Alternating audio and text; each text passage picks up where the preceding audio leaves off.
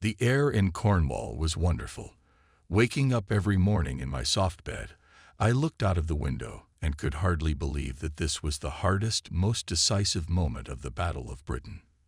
Then we would go downstairs and have breakfast. The food was good. And then we would walk along the coastal cliffs, listening to the whistle of the wind and the rumble of the surf, and trying to forget the rumble of the enemy's anti-aircraft guns. Newspapers were delivered to us at lunchtime, and every day I could see the notes about the air blitz that had begun in the skies over England. Everyone remembers those brutal days. For example, August 8, when Marshal Göring sent his lauded Luftwaffe to strike London. Something Napoleon's Armada had failed to do in its time. Hundreds of bombers flew in close formation, literally touching each other's wings. They were covered by a handful of fighters, and later a handful of bombers made raids bay under the cover of hundreds of fighters. However, we managed to repel the enemy. Everyone knows that our industry was able to build a sufficient number of fighters with new variable pitch propellers, which gave an advantage in aerial combat. Everyone knows how our fighter pilots fought. Stanford Tuck, Douglas Bader, Shorty Locke, and a host of others at the head of their squadrons threw themselves into a battle in which the stakes were the fate of their homeland. They performed admirably, these lads, fighting in the best traditions of the British Army. This battle, one of the hardest and most important in all of military history, ended in a resounding defeat for the Luftwaffe. In the flight control centers, the great men watched the thin blue line on the maps, which slowly drew back, sometimes all the way to London, but never broke. Eventually it went forward again, towards Dover.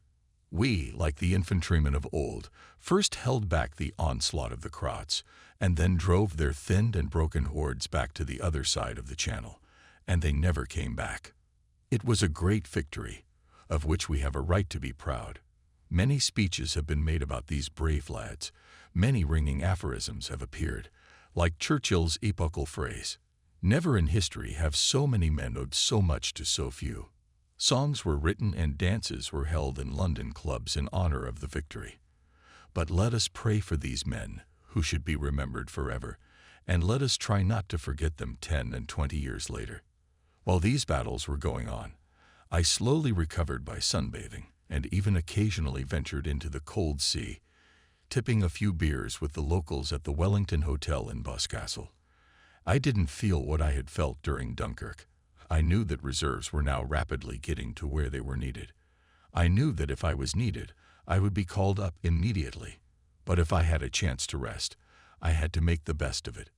But all good things come to an end, and Eva and I said goodbye at Bristol Station. There were many people around us saying goodbye, young people hugging each other hurriedly, taking one last look at a familiar face before they left for the unknown. No one knew yet that the Luftwaffe had been finally defeated. We were all preparing to repel the invasion. We had all heard the gruesome stories of what the Nazis were doing in occupied France. They marched toward their goal, sweeping away everything in their path. They were callous and cruel conquerors. We all knew that if a German boot set foot on English soil, the same thing would happen here, if not worse. At the time, we just didn't know what we should say when we parted. I only remember looking straight into Eva's shining eyes and holding her in my arms, paying no attention to the bustling porters until the station duty officer blew his last whistle. "Remember one thing, darling. If they invade Wales, I'll fly down and get you," I whispered, not too aware of how I would do it. "Just send a telegram, and I'll come at once." Then came another shrill whistle. The doors clanked, and we began to move. Eva's face, streaming with tears, slowly drifted away. Asterisk, asterisk, asterisk. The sun was still shining in Scampton, and it was still quite hot. But in the 2 weeks I'd been away, there had been a great change. Rossi and Mull were missing, along with a few other guys. Sergeant Ollison's gone to a training squadron. Leroy has gone to Air Marshal Brooke Popham's headquarters. Even a few of the officers of the women's auxiliary units changed. It was quite funny to hear that the first day, or rather, the first night after returning from vacation I was to fly. But Oscar was true to himself, and when I walked into the flight control center, he said, "Hello, Gibbo. We're supposed to fly to Lorient tonight. An easy jaunt. Just putting mines in the submarine parking lot. It'll be just entertainment, since they don't have more than a couple anti-aircraft guns there." "Thank you, Oscar. Is my crew back yet?" "Yes, they're all here. But I got myself waddy, since my navigator was wounded last night. You'll get a new one. Sergeant Hooten will fly with you." "Well, thank you again," I said, muttering to myself. Waddy was a very good navigator, and I trusted him. It turned out, however, that Hooten was not so bad, and poor old Waddy was soon out of luck. It really turned out to be an easy voyage. Although we laid mines under the very shore, the anti-aircraft guns did not disturb us, and the squadron did a fine job. Then we did a little searching for enemy torpedo boats, which, according to intelligence, were operating in the area. We turned toward the sea and even turned on the flight lights to assure the Germans as if they could see their planes. Suddenly, in the silvery moon track running across the quiet sea, we saw a single boat slowly creeping toward the small harbor of Ilde o Hutton. At once pressed the bomb drop button. At that time, however, the technique of bombing had not yet been fully perfected. We did not even know our altitude too firmly. So it should not be surprising that both 250-pound bombs fell within a few yards of the target. Whether we damaged that boat or not is not known, but during the flight home we discussed the episode with pleasure. The most interesting part, however, was yet to come. When we were flying over Cherbourg, we saw an airplane going on a countercourse with lights on. It was probably a German returning from bombing England. I quickly laid in a turn and gave full throttle. The old Hampton shuddered like a fever, for its engines had developed unheard of power. We caught up with the stranger near Lorient. For some time we followed him, trying to identify the airplane, but it was too dark. Finally, an enemy searchlight flashed, and in its beam we could clearly see the Do-17 bomber. Moreover, both pilots were resolutely not thinking about anything. The cockpit lights were on, and they seemed to be dreaming of the ersatz coffee and sandwiches awaiting them, which they would receive a few minutes after landing. The upper and lower machine guns of my plane's rear gunners turned smoothly to the right, and I ordered Mac to aim more accurately. Then I said quietly, 1, 2, 3, and shouted, "Give it to them, Mac." There was a sharp staccato, and all 4 guns spat out glowing jets of tracers. The Dornier went steeply to the ground, one engine blazing. But at the very ground the German leveled off and skidded over the very harbor of Lorient, probably thinking we were still chasing him. When we last saw the German plane, that ball of fire had disappeared behind the trees. When we returned, Bomber Command credited us with a probable victory. The next night, August 26, was the first raid on Berlin. There was quite a commotion when the target of the raid was announced. We had been waiting for this for a long time. Many pilots, free from flying, immediately began to demand that they be put on the list of crews that will bomb the German capital. Even Downwind Gillen took an airplane away from some of the young pilots to be one of the first over Berlin. I don't know who out there chose August 26 as the date for the raid. Only our medium bombers faced an unheard of strong headwind. The operation was extremely difficult. Over the target we encountered dense clouds, and I think no more than 10 bombs actually fell on Berlin itself. The return trip proved very difficult. The Germans had built up a whole fence of anti-aircraft guns on the way from London to Berlin, and they were firing heavily. Many planes on the way back landed in the sea. Even in our squadron there were 3 incidents. Tony Mills near Flamborough Head ran out of gasoline, and the crew had to be rescued in an inflatable boat.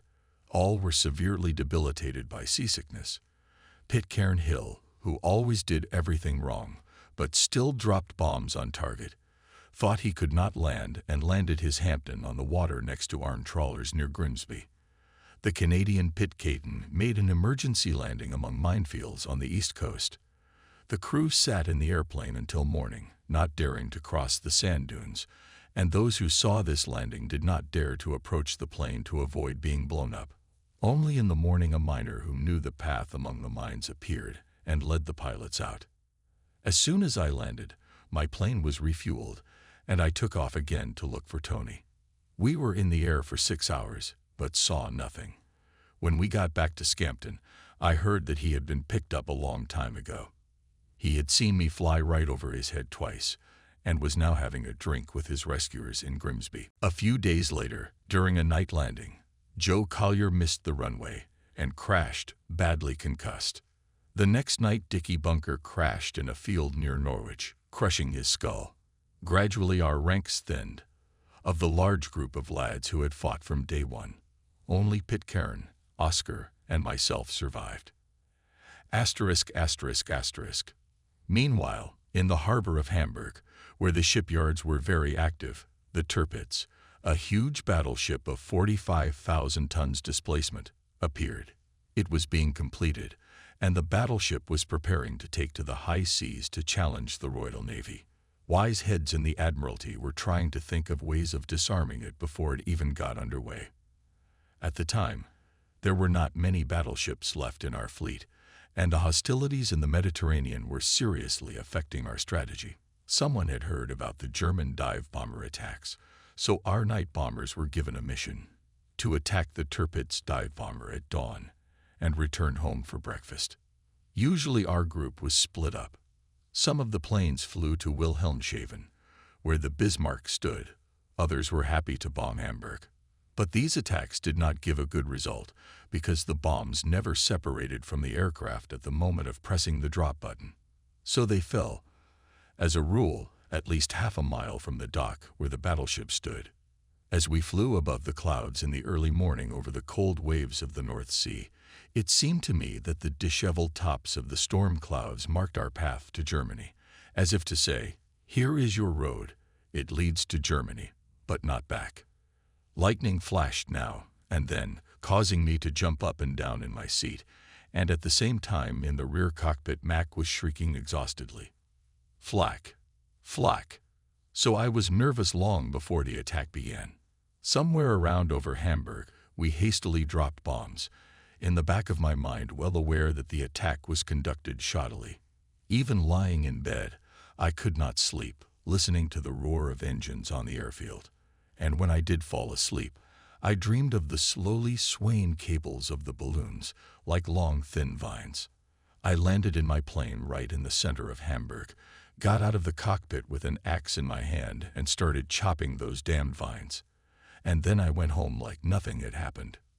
One night Gibby, one of the bee gunners, came into my room, and I was having one of those nightmares, although I remembered absolutely nothing.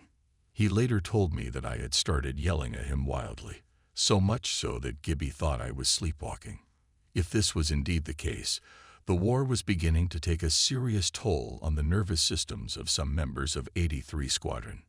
Meanwhile, events were going from bad to worse. The Germans' plans seemed to be nearing completion, although we had not yet suffered a final defeat in the air. Göring, no doubt, thought that in a few weeks we will use up the last reserves, after which Hitler can settle in Buckingham Palace. For himself, Göring saw the Savoy Hotel. This meant that the Germans have not abandoned the intention to invade England. All the military leadership of Germany perfectly understood that the very first point of this program should be the capture of complete and unconditional air supremacy over the English Channel. Only after this could go to sea invasion fleet, consisting of several thousand landing barges. They had to cross the strait in one dark night, covered by submarines, minesweepers, and torpedo boats. Then, in the early morning, the barges were to land soldiers and equipment under the cover of their air force. After the capture of the coast on the bridgeheads, should immediately build temporary airfields. The airstrips were to consist of metal grids fastened together. These airfields would provide a base for the fighters covering the invasion force. Marshal Rundstedt, who commanded the invasion army, was well aware that our militia was still unarmed and the regular army had not yet recovered from Dunkirk and should be reformed and rearmed. Hitler came specially from Paris to Calais to admire in powerful binoculars melting in the haze cliffs of Dover. He clearly saw in England his next victim. In early September, our intelligence detected increased activity in the German waterway system. Barges of all types and sizes began moving toward the ports where the invasion fleet was assembling. Many of them were quite seaworthy, had 200 horsepower engines that allowed them to reach speeds of up to 10 knots. The Germans loaded them with tanks, guns, ammunition, anti-aircraft guns. In the ports were assembled troops waiting for the order to begin the operation. Everything was ready. Literally all the ports from Antwerp to Dieppe swarmed with thousands of these very barges. The Kroats, of course, were well aware that our weak bomber aviation will try to attack them. Everywhere was placed a lot of anti-aircraft guns, which were to put a steel barrier in our way and not to let the bombers to the barges. Towers with anti-aircraft guns were built, barrage balloons were installed. And yet from the first days of September, the battle with the barges began. It went on day and night. Blenheim, Hampton, Wellington attacked barges from low altitude. Many landing craft were sent to the bottom, but many soldiers who were stationed in neighboring houses were also killed. During one of these raids on Antwerp, I flew for a long time next to an airplane that was already on fire. It was an eerie sight, as the airplane was British. When a long tail of fire and sparks stretched out behind the machine, I saw that one of the pilots had managed to jump out with a parachute. He landed in the river, but hopefully he knew how to swim and managed to save himself. When we got back, I asked the young Canadian O'Connor exactly what had happened. He couldn't say much. Apparently, this plane had been hit by anti-aircraft fire right over the target, and the plane burst into flames. I later heard that one of the pilots was awarded the Victoria Cross for trying to put out the fire with his bare hands. 2 days later, we visited Antwerp again at night. The dense anti-aircraft fire had taken its toll, and another of our few surviving veterans had died. I watched his plane fly toward the harbor over the water itself to hit the target with bombs for sure. And then it exploded, and Pitcairn Hill went to its forebears. These raids on collection ports were conducted to destroy as many barges as possible. Each squadron was assigned a port that it could consider its own. It was supposed to be looked after like a small child. Each crew was given its own section of water area, where a huge number of barges stood, sometimes 200, sometimes 400. Each airplane carried such a set of bombs to do the enemy maximum damage. We carried many small bombs. Sometimes we even took hand grenades, which could also have their say if they hit the right spot. After each raid, a scout plane would take to the air, and the commander would bring all the crews together. I got pictures of the sea raid in Antwerp. Yesterday there were 400 barges there, and today there are only 350 barges left.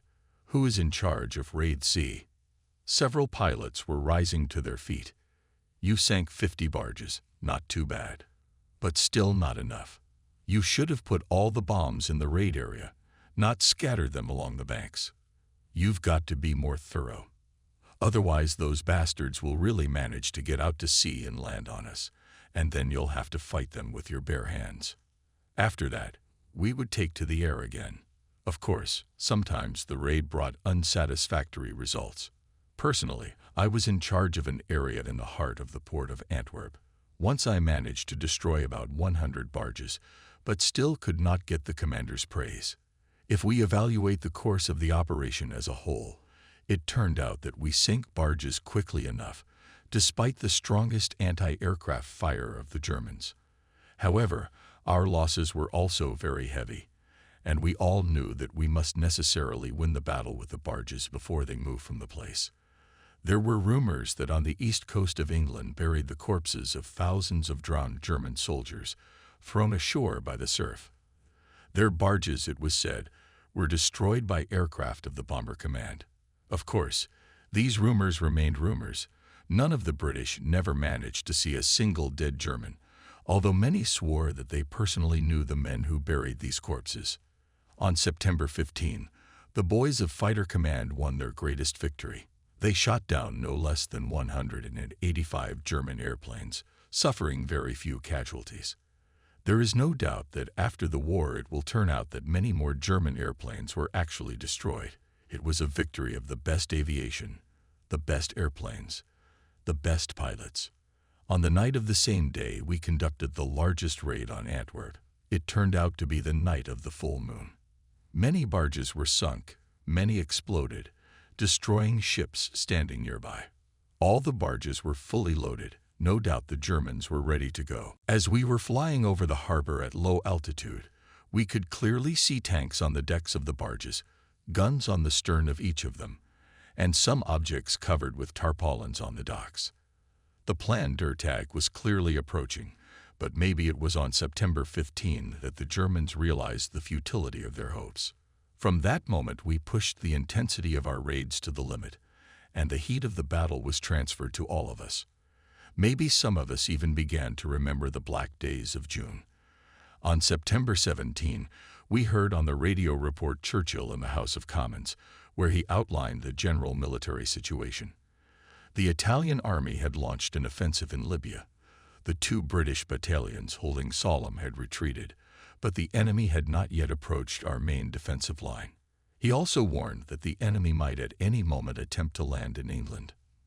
Many will long remember those few days when the specter of imminent invasion hovered over the country. The culprit was one coastal command pilot who, while on patrol over the North Sea, saw something out there. He was about 100 miles off the coast of England, when to his amazement he noticed many black shadows on the water. They were actually clouds above the airplane, just small clouds. The pilot, however, realized nothing and radioed that he saw an invasion fleet. Immediately, the entire defense system was put on alert. The fighter pilots were ruthlessly pulled from their beds where they had been sleeping off after the day's hardest fighting. Bombers stood in readiness for immediate takeoff until morning. Only a new reconnaissance flight, conducted by a more experienced pilot, discovered that the notorious barges were really just shadows of clouds on the surface of the sea. After the turmoil had subsided, there were a few venomous remarks about headquarters in the mess hall, but we all knew very well that one day the day would come. We were fully prepared for it, but we could not say the same about the rest of the country. A few days later, the commander of our air wing decided to give us an extra night of rest. I was strongly afraid that I would be sent on another solo flight to Hamburg to bomb a little from diving. But all was well. Jack Withers and I went to Lincoln for a visit, as we knew it was our turn to fly the next day. But Oscar, Tony Mills, and one of the new recruits called Barker, whom we nicknamed Colonel, went to Nottingham, where we drank ourselves green.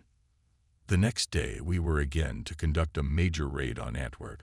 I was in the hangar, checking the readiness of the crew, and was about to take Hooten with me to the canteen for a cup of tea, when our truck rolled up to the door and stopped, grinding its brakes. Our lads poured out of it. They looked, to put it bluntly, just awful. It looked like they'd had a very rough night. One of them was in an overly belligerent mood, looking for someone to fight. But Jack quickly jumped him and pushed him back into the truck. The poor man was taken to the barracks, and with the help of the other pilots, was safely escorted to bed. Meanwhile, Tony Mills appeared in the flight control center. "Hello, Tony. You're late." "Yeah, I know. We had a hell of a lot to drink." "All right, then. You're not flying tonight." "No, I'm flying. I'm perfectly fine." "What the hell? You're going to bed right now." But that's when the colonel barged in. They were both pretty worked up, and in that state where a drunk is sure he's all right.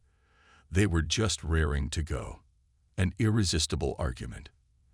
In the end, Jack and I diplomatically persuaded them that the target was too small and that we should give the newcomers a chance to test themselves, and we would show them how to proceed. Finally, they calmed down. But Tony declared, "I'll be mad as hell if it turns out you didn't let us in just because we had a fun night out." They retreated to the dining room, believing they had saved their honor. And then we took off, each heading for his own sector of Antwerp harbor. Again, I had the pleasure of hearing a bang, bang, bang behind the tail of the airplane after the bombs were dropped. Then a bright flash below notified us that an ammunition barge had exploded. But at that moment something incomprehensible happened. There was a sharp crack, and then a thunderous bang. At first I did not realize what had happened, and I was afraid that Hutton, who was sitting in the forward cabin, had been killed. Then, as always happens in such cases, I realized that something was wrong with our plane. It was flying funny, and the rudder pedals were gone. Then Hutton told me exactly what was wrong. He had to crawl to me because the intercom system was down. A shell had hit the cockpit right under my feet.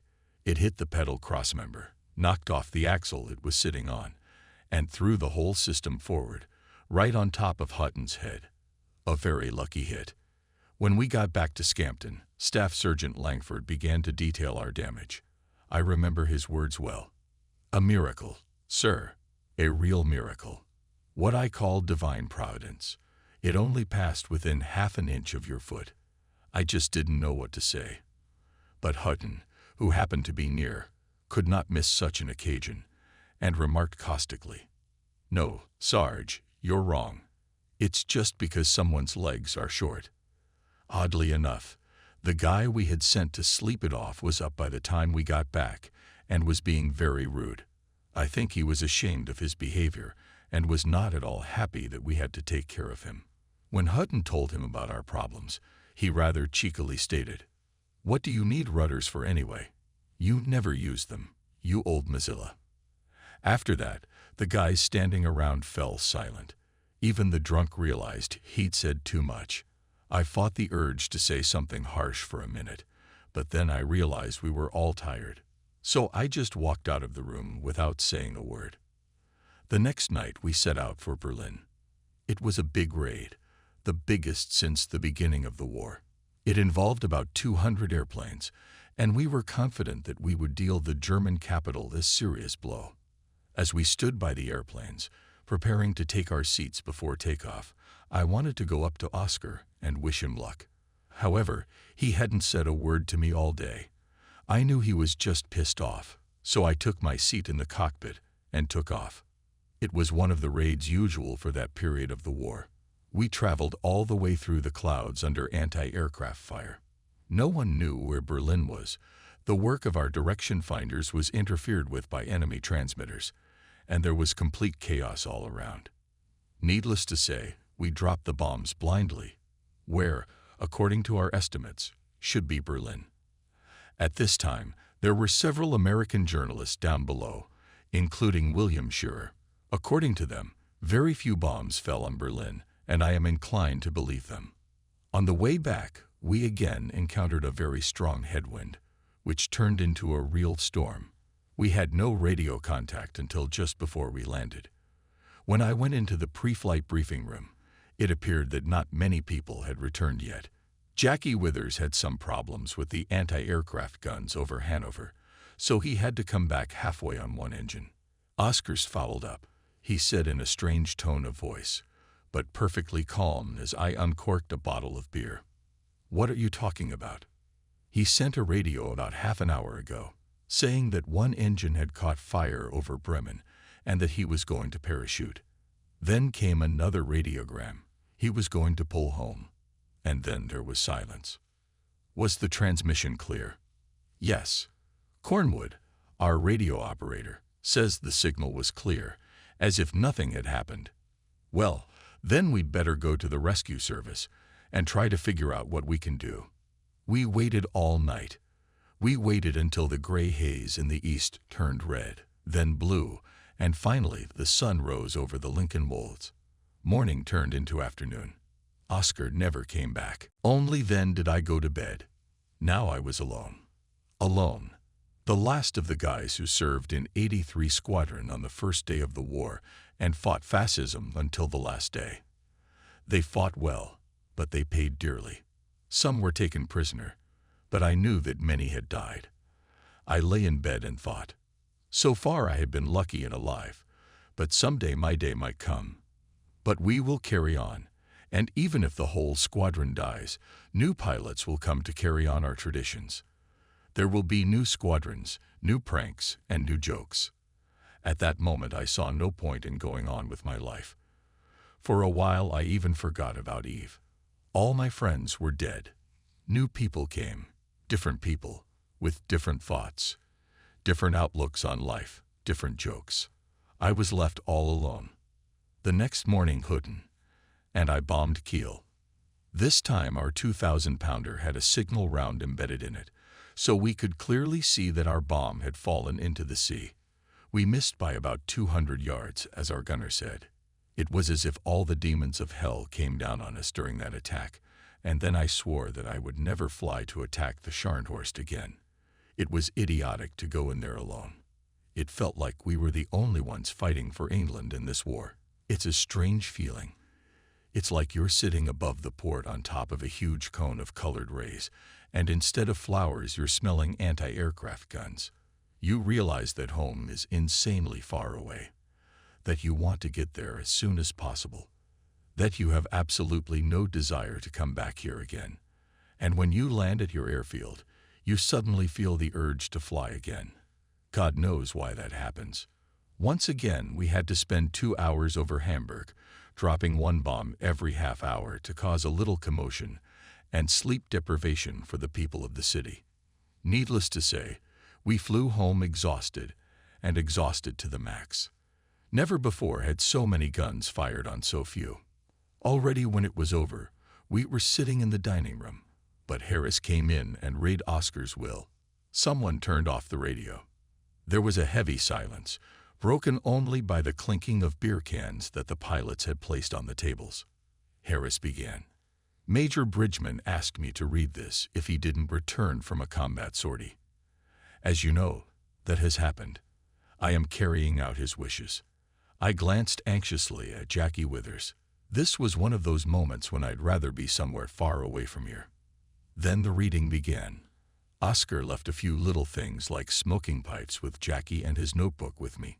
He asked a couple of airmen to write to his mother occasionally, and then turned to 49th Squadron, a company of the biggest Mazillas. I bequeath to John Kinnock, the strongest man I have ever known, to give you all a hearty kick in the ass. But John Kinnock was no longer with us, nor was the company of Mazillas. We made 1 or 2 more raids. Some bombed channel ports. Other operations, involving up to 300 bombers of all types. Bombed cities such as Bremen, Kiel, and Wilhelmshaven. The changes were quite obvious. First of all, the tactics of the raids themselves had changed. Yes, we could still choose our own routes. Yes, we could choose the bombs we thought we wanted. Yes, we could bomb from what we thought was the most advantageous altitude. But now the best crews had to take flares to illuminate the targets. Bomb load options were carefully calculated by scientists to cause as much destruction and fire as possible. Bomber Command began to take structure and a more defined shape. It began to prepare itself for the years of heavy fighting ahead. But after all, the Germans already had a perfectly organized bomber aviation. In one of his fiery speeches to the German people, Hitler promised to raise all British cities to the ground. German bombers, taking off from bases in France, conducted a series of attacks on London, preferring to stay at high altitude. These raids made the blood boil. What could we do about it? We still had orders to bomb only military targets, and either drop the bombs precisely on target or not at all. However, during one of the night raids on London, the mother of one of our pilots was killed. The bomb hit right into the house where she lived. In the afternoon, this sergeant came to me. His eyes were wet and red. However, he did not cry. He wanted to fly that very night with some of us to take revenge. And that spirit of revenge fell inexorably on German cities in 1943 and 1944. The Battle of Britain and the Battle of the Barges were moving toward completion. The long arm of Bomber Command began to penetrate deeper and deeper into German territory, striking war factories. We will never forget the guys who took part in these battles. We will never forget that they were the ones who laid the foundation on which we stand now. They won a great victory, one that England will be proud of forever. If the fighter pilots showed the world that they had complete control of the airspace over the Straits and Britain itself, The bombers struck a terrible blow against the assembled barges. William Shearer, in his Berlin diary, commented on these raids on the Channel ports. I myself witnessed these raids, and from what I was told by the German pilots, I drew one conclusion. There is a negligible probability that the German army will be able to collect in Boulogne, Calais, Dunkirk, Ostend, or just off the coast, a sufficient number of barges and ships to transport the invasion force to England if such a need arises. As a result, after many defeats in air battles, the Germans were forced to postpone the invasion of England for almost a year and throw their army against other opponents. Future historians will probably say, and in my opinion quite rightly so, that the Battle of England, and to a lesser extent, the Battle of the Barges prefigured the future destinies of the planet. When the Battle of Britain ended with the defeat of the Luftwaffe, thanks to the efforts of British industry and the actions of a few hundred pilots, events took a turn for the worse. Fires broke out everywhere. Italy, like a hungry jackal, long looked for easy prey. Deuce thought he found such prey, and his troops invaded Greece. Therefore, our armed forces in the Mediterranean Sea had to hastily form an expeditionary corps, the third within a year.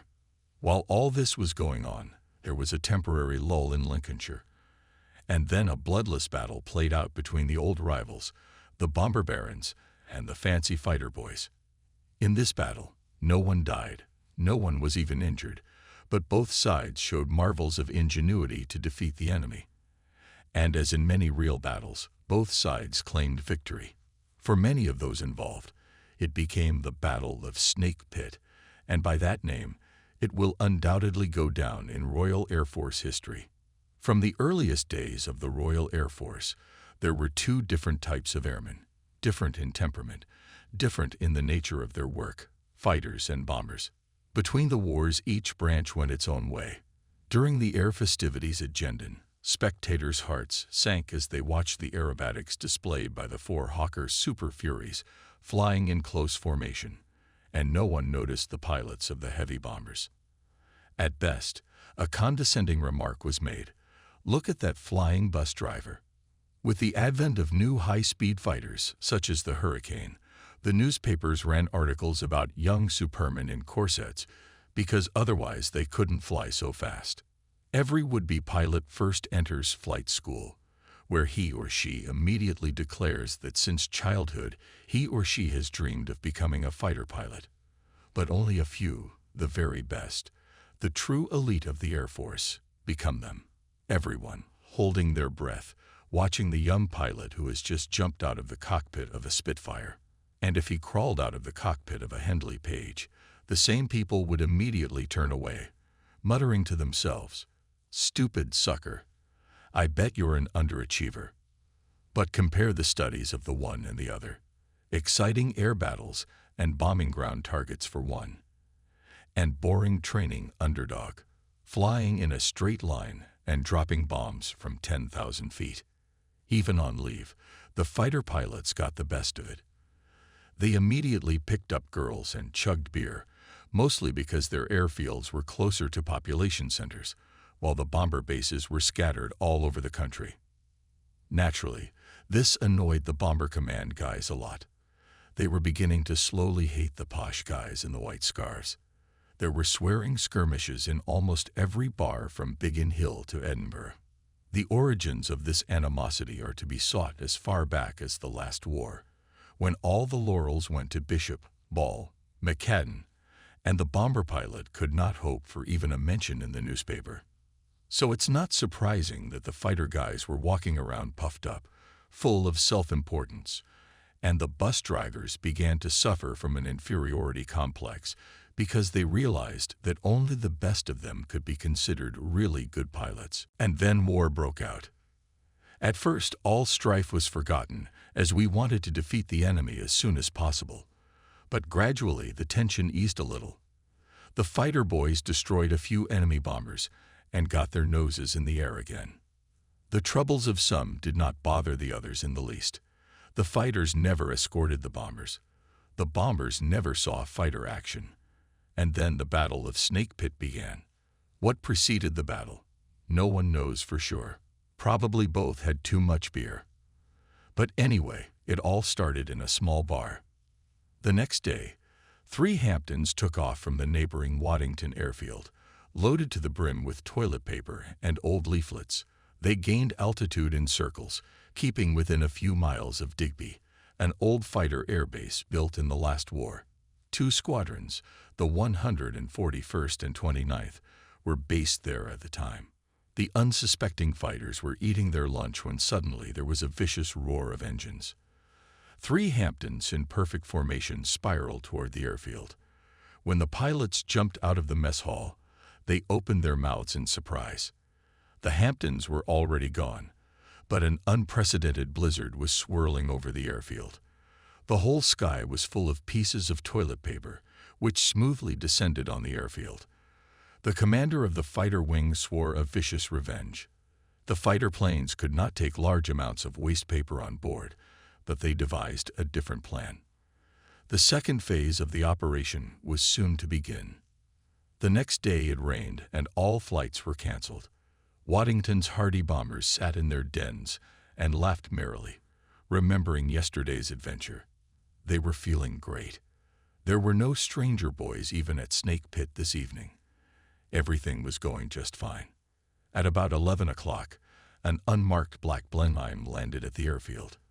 He pulled up to the flight control tower. "Hello, Control. This is Colonel Biggleswade from Bomber Command Headquarters. I have an important message for the commander of 144 Squadron. It's extremely urgent. Would you tell him to come to the airplane immediately?"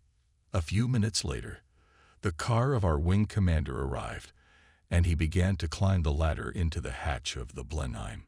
But then a bag was slapped over his head, and someone's strong hands jerked him into the airplane. At the same moment, the Blenheim took to the air, while Captain Sandy Campbell of a squadron clapped his eyes on the tower. At Digby, the dazed bomber commander was given a simple and clear order: collect all the paperwork his boys had piled up here yesterday.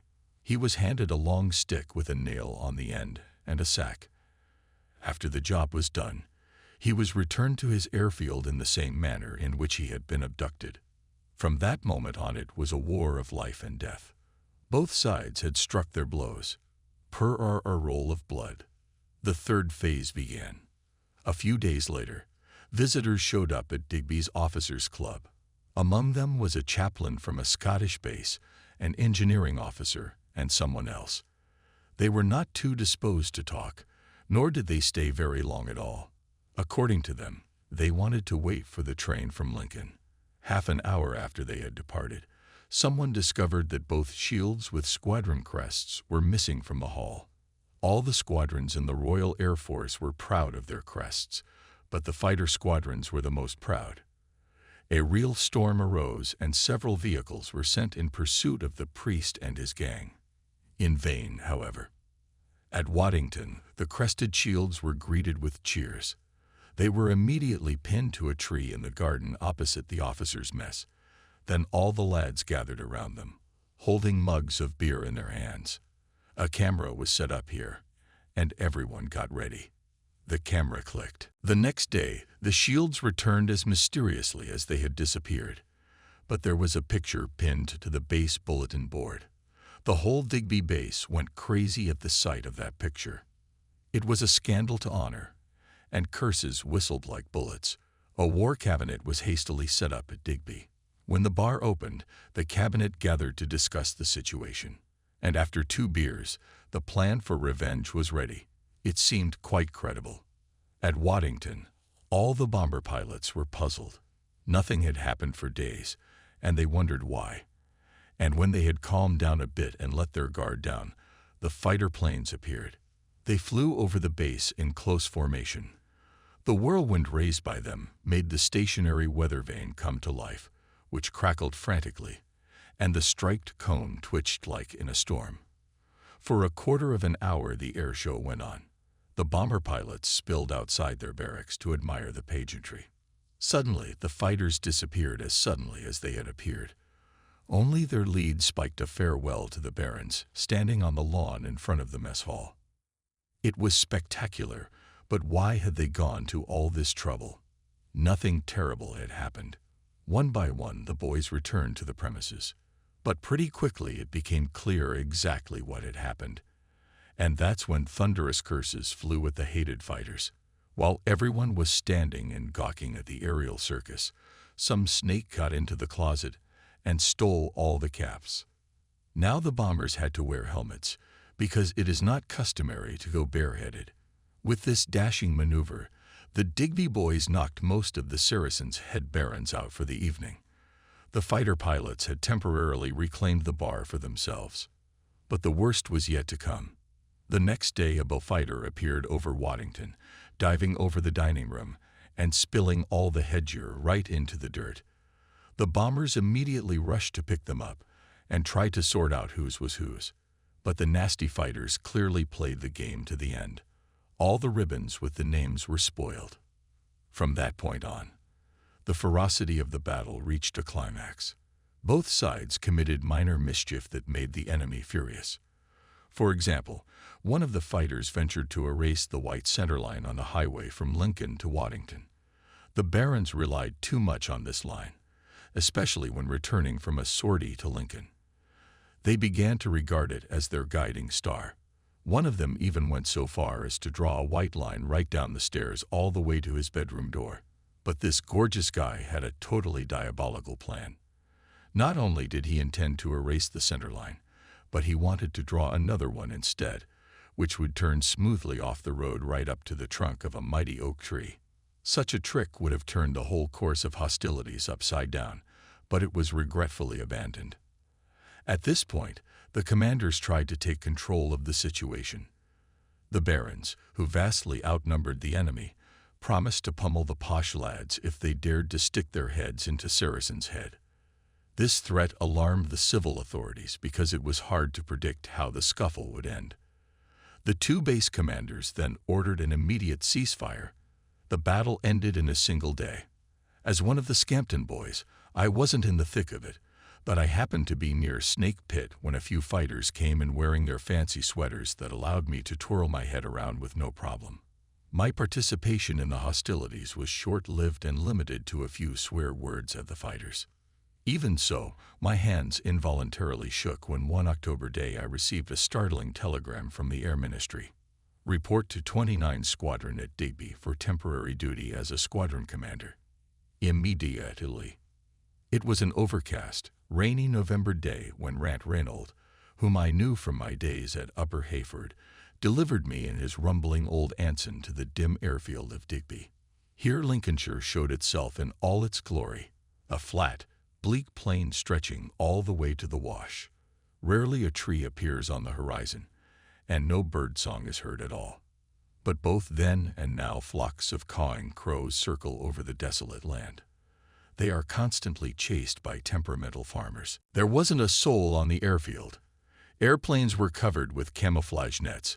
A wet-striped cone dangled lifelessly from one of the hangars. As I stood looking at all this, the Rant took off and sped off into the sunny south. I felt terribly alone, with only a couple of suitcases with me, in which all my modest belongings fit. For a minute I wished that I had never stuttered about serving in a fighter squadron, that I was back in my training squadron, where life was easy and pleasant, and where I had so many buddies from the bomber squadrons. I asked the first airman I met how to get to the 29th Squadron headquarters. He was a kind soul, this airman, and soon we were standing in front of a small wooden house with a white sign on the door. The sign read, Commander and Adjutant of 29 Squadron, and underneath it was written succinctly and bluntly, Knock and enter. I went in. It was some time before I could see something through the thick puffs of tobacco smoke. I saw a lowly aviation lieutenant walking toward me through the fog. Sam France was the squadron adjutant. He was about 40 years old and had flown in the last war, but he looked a lot younger. His office was very cozy and warm, and Sam received me in a rather friendly manner. To start, he pulled out his cigarette case. Good afternoon, sir. You're Air Captain Gibson, aren't you? Air Group Headquarters has been informed that you are due to arrive. Yes. How are you here? It's a terrible day. Quite agreeable. I'm afraid our commander has left for group headquarters and won't be back until evening tea. All right. How is he? The first question anyone arriving at a new unit asks is, a delightful man and a good pilot. He's appointed you temporary as squadron commanders. Sir. I was a little puzzled because he kept calling me sir and asked why he was doing that. The thing is, this is a fighter squadron and you're a bomber wing commander. And in a bomber squadron, a major commands the wing. Yes, I suppose so. How many airplanes are there in each formation? Usually 10. But we're being rearmed with Beaufighters at the moment. So at the moment, none of the squadrons are full-time. 3 of our pairs are based elsewhere. 2 are at Turnhill to defend Liverpool. 2 are at Curtin to cover Gull. 2 are at Withering defending Coventry. And what are the others doing? The others are retraining for the bow. Is that a night fighter squadron or a multi-purpose squadron? I asked. Yes, both day and night.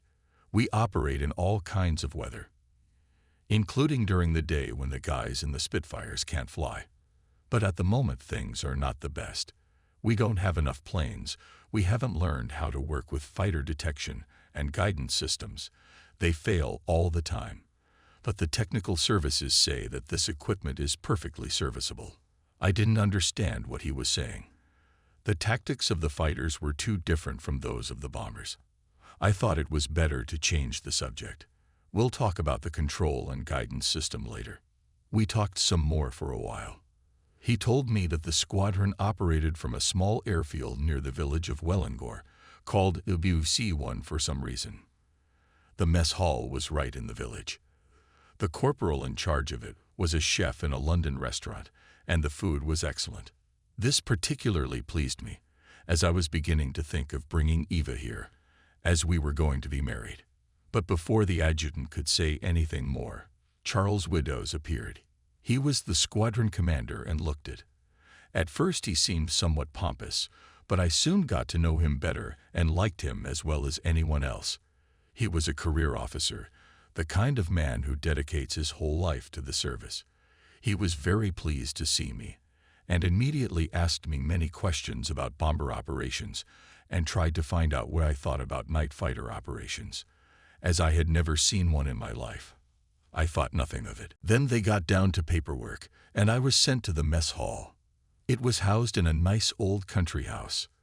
The atmosphere inside was particularly warm and homely, no doubt due to the low ceilings and the huge logs burning in the fireplace. Such a lodge was just perfect for spending a damp, dank day there. But I wasn't greeted warmly, if truth be told, more like chilly.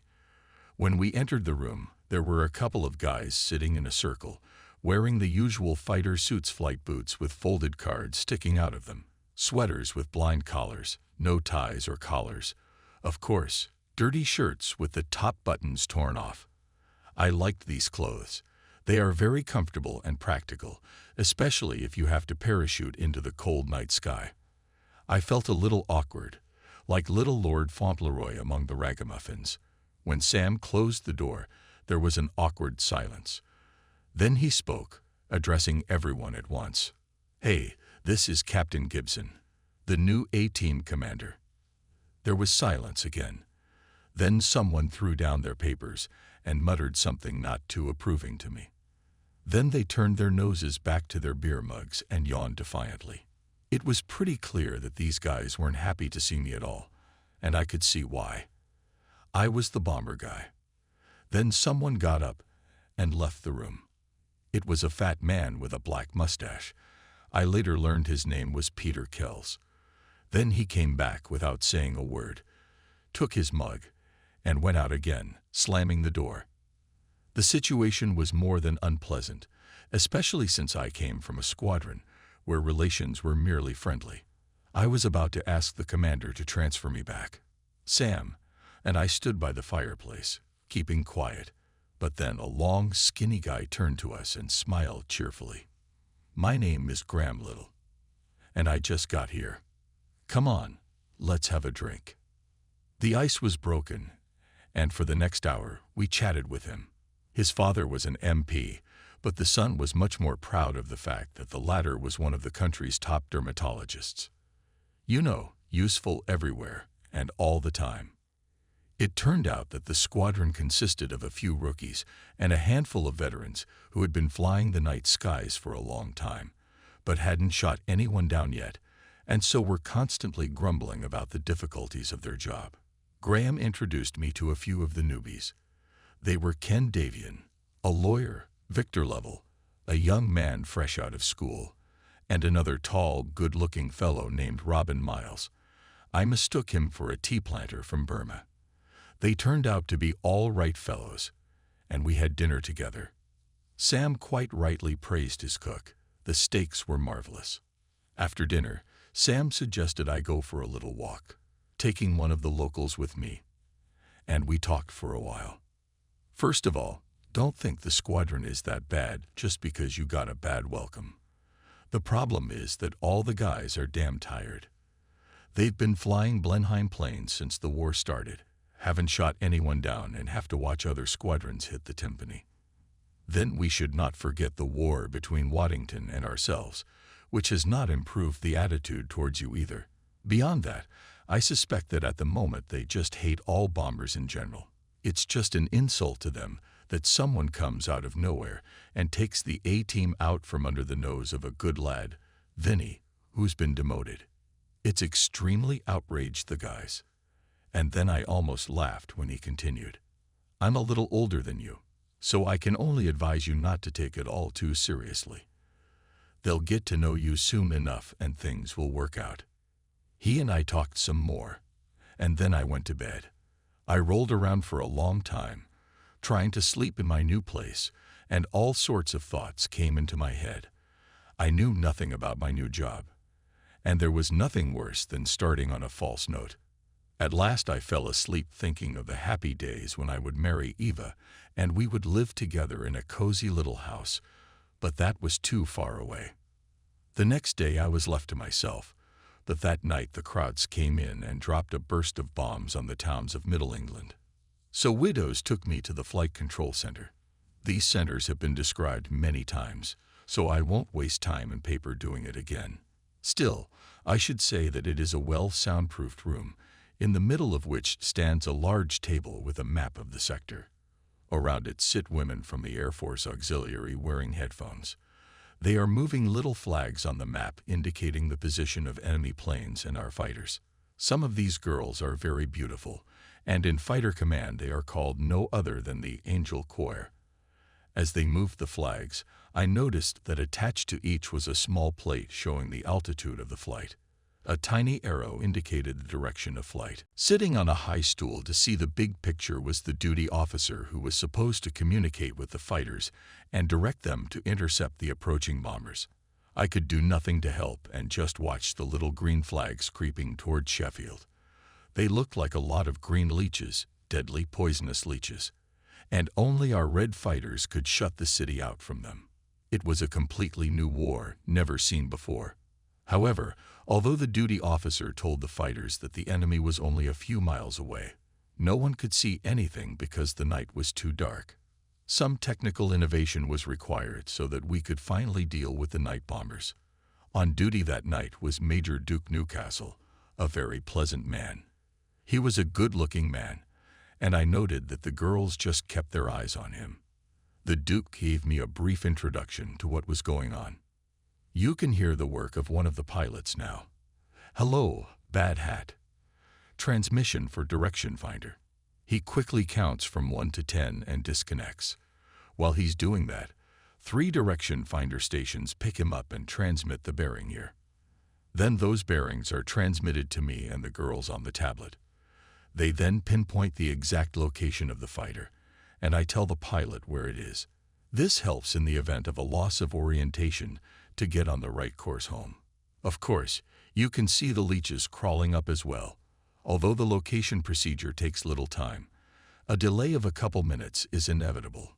And 4 miles in the air, and even at night, a very long distance. That's why we're not having any serious success. But maybe we should send some fighters there one by one, and at least someone will see the enemy, I asked. "No, I'm afraid that method would not succeed at all. Besides, there is the danger of shooting down one's own. What about the searchlights? Yes, they do what they can, but they only look for the enemy by the sound of the engines and usually illuminate their own fighters flying behind them. Not too good. Not too much. And I watched the green flock slowly gather into a tangle around Sheffield. Then a few minutes passed, and they began to disperse, heading for the shore. I realized that the Luftwaffe conducts raids like this with virtually no losses. After a few days, I began to get acclimated to the new place. When the guys recovered from the shock of thinking that a bomber pilot would command a fighter wing, they turned out to be normal people. In my squadron was Dave Humphrey, who liked ladies' company, and young Anderson, who didn't like women at all. There was also Short Man, who grumbled everywhere and always, and there was a common favorite, Buchanan, whom we called Jack. Graham Little, who was the first of the pilots to speak to me, spent most of his spare time trotting around the neighborhood with a small-bore rifle looking for hares. The days flew by rapidly as I studied hard. Above all, the operation of the radio telephone. Shooting was not too much of a problem, as we often used the Hampton Course machine gun. Although I didn't become a sniper, I didn't shoot too badly. The Beaufighter was a new airplane for the time. It had an exceptionally powerful armament of 4 cannons and 6 Browning machine guns, but the gunners too often froze and could not use them, as we still had no cabin heaters. For its size, Beau was very heavy, had a high load on the wing. Therefore, the base commander insisted that the pilots make a large number of daytime flights before trying their hand at night, especially because the landing strip with UDC-1 was not more than 1,000 yards long. November 22 was a significant day for me. An entry appeared in my flight book that I had taken off in a Blenheim from WC-1 and landed at Cardiff Airfield. Flying as a passenger with me was non-commissioned officer level. In the purpose of flight column was one word, but what a word: wedding. The only thing I can add to that is my thanks to the Cox and King's Bank of London, who gave me an extra £5 for the occasion. We returned after our first wedding night and tried to rent a cottage somewhere in the neighborhood. This proved quite impossible. We finally settled on the biggest pub in the village, called the Lion and Crown. Its main attraction was the bath. Although it was exceptionally pleasant living together with my young wife, I quickly began to regret bringing her here. When I'd run in for lunch, I'd find her sitting in our bedroom, the only room we had. She was burning gas to keep warm and was waiting for me. She was very lonely, as she had no one to even talk to. Many officers' wives who wanted to be near their husbands had to experience something similar. Christmas was approaching, and I started flying at night. At that time, only a few pilots in the entire squadron could pilot a Beau at night. I needed to learn as soon as possible. Although we rarely spent more than 4 hours in the air a night, sleeping in some hut on the airfield without taking off my flight suit was extremely unpleasant. After a couple of nights spent in this manner, the bathwater would just turn black. One night I remember well. The Germans were bombing Coventry. Everyone remembered that night, as it was the first of the big raids on the provincial city. I was in the air and saw it on fire. The only consolation was that I also saw Kiel burning, which was blazing even more. There were too few anti-aircraft guns, hardly any at all. However, the 5th Bombardment Group had about 50 Hamptons in the air, which were to circle over the city at an altitude of about 500 feet and shoot down any twin-engine aircraft they spotted. Since there were about 200 German airplanes in the sky, one could hope for luck, but nothing happened. All evening I saw no Hamptons or Germans, and this convinced me that the night sky was big, just darn big.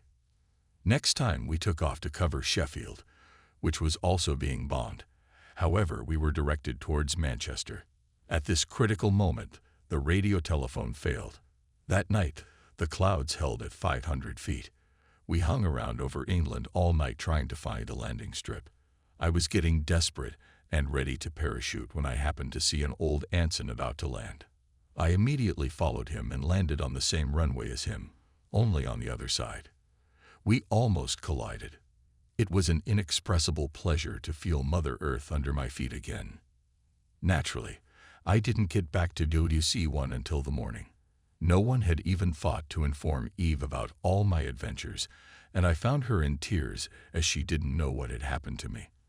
I'm afraid she had already mentally said goodbye to me.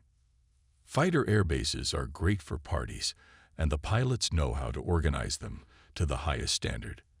There is always at least one person on the base who knows a London producer who can organize a troupe. One day, a striptease star promised to appear in our officers' mess hall and was going to demonstrate exotic dancing. Of course, absolutely everyone gathered. Unfortunately, the star caught a cold or something and didn't show up. But there were some enthusiasts who managed to make up for this loss perfectly. We set off on a 3-car trip. The snow that had been falling all evening had already started to fall. However, the snowfall was not too heavy, and we didn't pay much attention to it. But when at 3 a.m. we were going home, the lead car, having turned to a country road, immediately started to slip in the snow, which was getting deeper and deeper. And then the trouble began.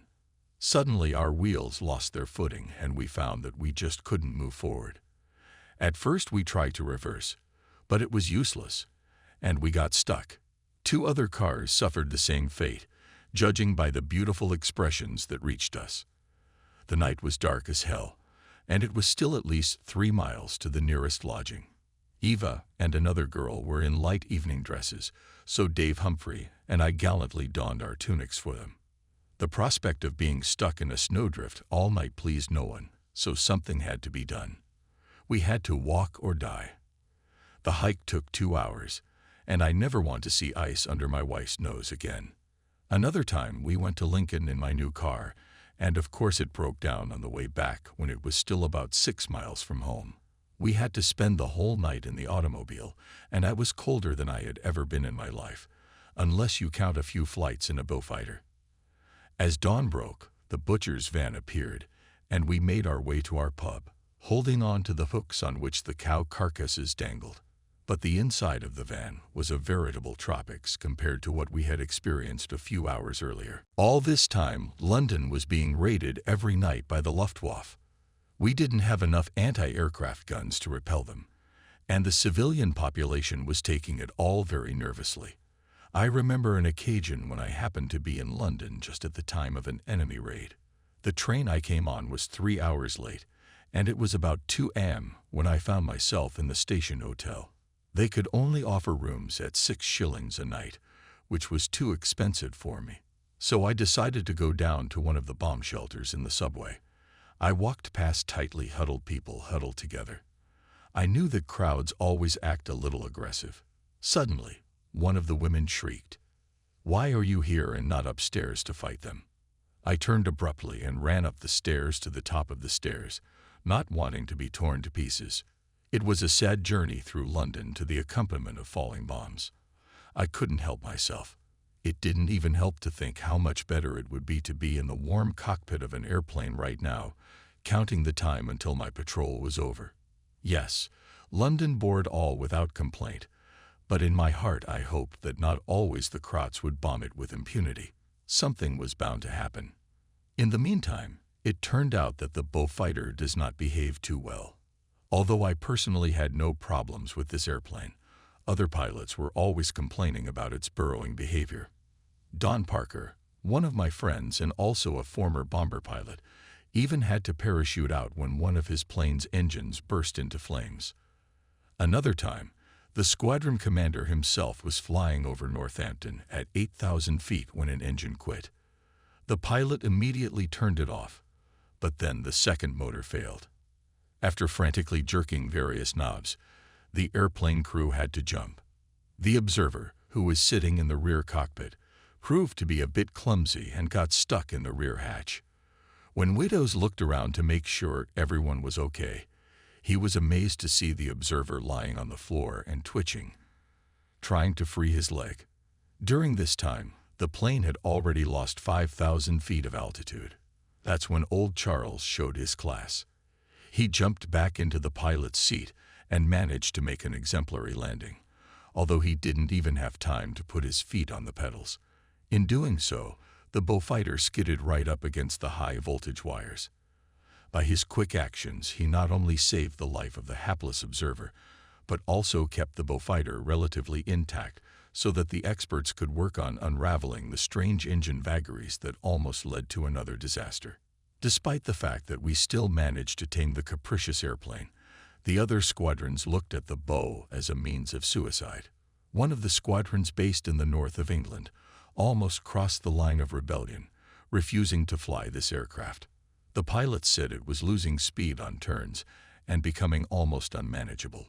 These guys were sitting on the airfield and hotly discussing the latest incidents. There was thick fog that day and flights had been canceled. Suddenly, a Beau whizzed right over their heads, maintaining an altitude of only 100 feet. It executed a steep turn, released its wheels and flaps, and made an exemplary landing. Naturally, this attracted everyone's attention. The poor folks first thought they had a visit from one of the elite test pilots who must be teaching the underdogs. Then the plane rolled up to the flight control center, and everyone crowded around to greet the important person. But how their faces stretched when a frail figure in a white flight suit jumped out of Beau's lower hatch. She pulled off her helmet, and a mane of lush blonde hair spread over her shoulders. It turned out that one of the girls who served in the transport aviation flew to them. As the story goes, this squadron had no more problems with the Beaufighters. Time was running out. We had to wait for our scientists to finish testing new weapon systems. They were soon to be in service, no one doubted it, but so far these systems were far from perfect.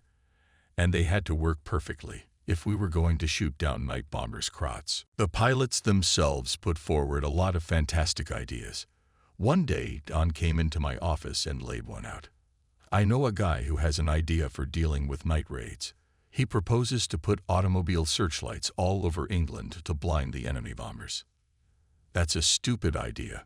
How much would it all cost? Well, he claims it's cheap enough. Well, what about the radio beams? The Krots haven't been aiming by eye for a long time. I think they rely on radio. That's the only reason they can put a car bomb in while keeping above the clouds. Yeah, I guess so. I realize now, too, that it's stupid, Don agreed.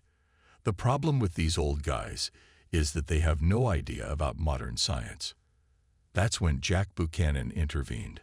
There's another type who believes in flares. He wants us to fly around in circles in fairy battles and hang chandeliers like candles in a cathedral. If we have enough rockets, of course. Yeah, I guess we don't have enough. The discussion of these proposals could go on for hours, but each time we came back to where we started. A night bomber must be hunted by a night fighter. However, we still had a very long way to go. Meanwhile, the Italians suddenly discovered that war is no fun. In Greece, they were thrown back all along the front. The brave little Greeks even captured the town of Argyro-Castro. In Libya, General Wavell's troops launched a counter-offensive that was going very well. Seti Barani and Fort Capuzzo were captured in a few days. The Italians willingly surrendered by the thousands. As a result, Mussolini found himself in a difficult position. Even domestic politics began to fail, and he sent Marshal Badoglio into retirement. Every night, unless the weather was relatively good, the Krots appeared. They were trying to destroy Britain, town by town. We were up in the air every night, straining our eyes to the point of pain, staring into the darkness behind the cockpit windshield. And we saw nothing. I did get lucky once, though. We thought it was a Blenheim. Since Robin Miles was also in the air, we decided to give him a good scare. I crept up from below and turned on the flight lights. Immediately I started pressing the release button, forgetting about the safety, but it was too late. The distinctive silhouette of a Ju-88 and the Iron Cross on the fuselage flashed clearly in the beam of my searchlight. And then the German disappeared before I could even get a shot off. The German pilot threw the plane into a steep dive. I prayed that he would not be able to get out of that dive, but my prayers were not answered. Near the end of the year, I did get a chance to shoot down my first enemy airplane. It was one of the flare planes circling over Gull. I could see it clearly as flares came out of the open bomb bay one after another. I was so worried that I failed to aim well and missed. Then he hurriedly dropped the rest of his load into the Humber and disappeared, and I landed very pleased with myself. It was clear that I was a bad shot, but at least a start had been made.